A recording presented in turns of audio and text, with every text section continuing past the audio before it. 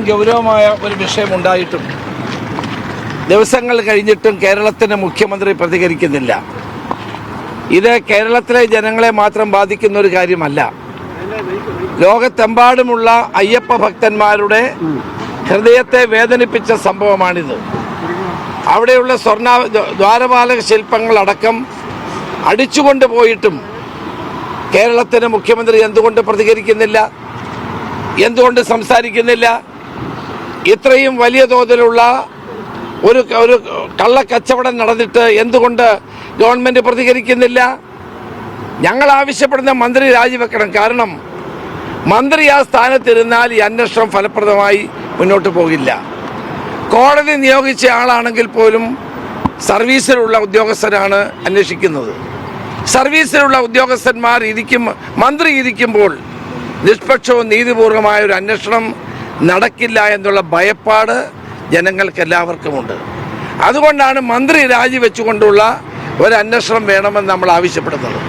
മാത്രമല്ല, ഇത് കോടാനുകോടി വരുന്ന ഭക്തജനങ്ങളുടെ വികാരത്തെ വ്രണപ്പെടുത്തിയ ഒരു സംഭവമാണ്. കഴിഞ്ഞ 2 ദിവസമായി പ്രതിപക്ഷം നിയമസഭയിൽ ഈ കാര്യങ്ങൾ ഉന്നയിച്ച് സഭാ നടപടികൾ തടസ്സപ്പെടുത്തിയിട്ടും കേരളത്തിലെ മുഖ്യമന്ത്രി എന്തുകൊണ്ട് സംസാരിക്കുന്നില്ല? ഇന്നലെ ദേവസ്വം മന്ത്രി പറഞ്ഞു, ഈ ദ്വാരപാലക ശില്പം ചെന്നൈയിലേക്ക് കൊണ്ടുപോയപ്പോൾ ആരെങ്കിലും കൂടെ വേണമായിരുന്നു, എന്തുകൊണ്ട് കൂടെ ആളിനെ വിട്ടില്ല? അപ്പോൾ ഇത് ദേവസ്വം ബോർഡ് മാത്രമല്ല, മന്ത്രി കൂടി അറിഞ്ഞുകൊണ്ടുള്ള ഒരു കള്ളക്കളിയാണ്. ഇതിൽ കോടികളുടെ വെട്ടിപ്പുണ്ടായിട്ടുണ്ട്. ഭക്തജനങ്ങളുടെ വികാരത്തെ വ്രണപ്പെടുത്തിയതാണിത്.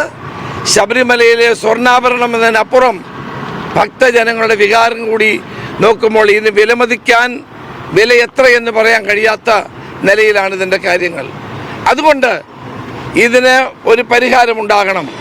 മന്ത്രി രാജിവെക്കണം. ദേവസ്വം ബോർഡിനെ ഹൈക്കോടതിക്ക് പിരിച്ചുവിടാം.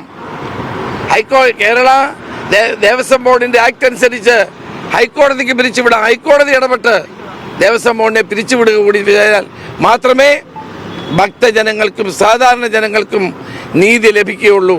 ഈ കള്ളക്കളി സർക്കാർ അവസാനിപ്പിക്കണം. ഈ സർക്കാരിനെതിരെയുള്ള ശക്തമായ പോരാട്ടങ്ങളുമായി ഞങ്ങൾ മുന്നോട്ട് പോകും.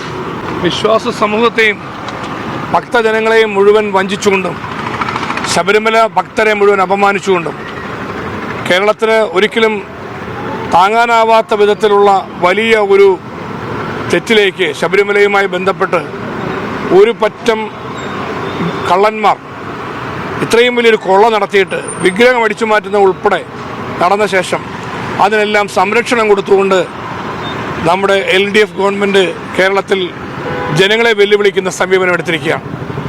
ഇതിലൂടെ ഇതിന് ആധാരമായ മുഴുവൻ കാര്യങ്ങളും പുറത്തു വരണം. വിശ്വാസ സമൂഹത്തിൻ്റെ പക്ഷത്ത് ഐക്യജനാധിപത്യ മുന്നണി ഒറ്റക്കെട്ടായി നിൽക്കുന്നതിൻ്റെ ഭാഗമാണ് ഈ പ്രതിഷേധം. ഇടതുപക്ഷ സർക്കാർ തെറ്റായ സമീപനം തിരുത്തുവാനും ഈ പൊതുവികാരത്തെ മാനിക്കുവാനും തയ്യാറാകണം. അതിന് തയ്യാറാകുന്നതുവരെ UDF ശക്തമായ സമരവുമായി മുന്നോട്ട് പോകും.